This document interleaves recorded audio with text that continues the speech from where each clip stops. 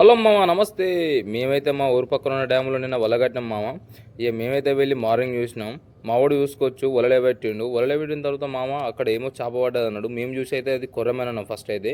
మావాడు వేసి కాదురా దగ్గర వెళ్ళి చూసిండు ఒకసారి. దగ్గర వెళ్ళి చూసేసరికి మామ అదొక దెయ్యం చేప. మామ దెయ్యం చేప అయితే మస్తు పెద్దగా ఉన్నది మామ. దగ్గర దగ్గర చూసుకుంటే అదే ఒక అద్దగల దాకా ఉంది. మావాడు కోపం వచ్చిందో ఏమో కానీ మావాడు ఆ దెయ్యం చేపని ఆ వల పట్టుకొని మామ అటు ఇటు ఊపుతున్నాడు. మీరే చూసుకోవచ్చు. మామ అది చిక్కు మాత్రం మామూలుగా పడగొట్లే.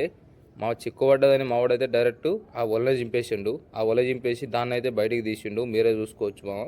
ఎందుకంటే నల్లగా కమిలిపోయింది మామ. అది మాత్రం తక్కువ లేదుగా.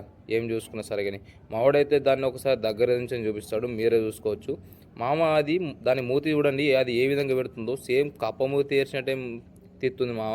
అందుకోసమే కావచ్చు దీన్ని దయ్యం షాప్ అంటారు. ఇక మావాడు దీంతో వచ్చింది ఎందుకని దానైతే నీళ్ళు ఇచ్చిపెట్టిండు. మీరు వేసుకోవచ్చు అది ఎంత స్పీడ్ పోతుందో.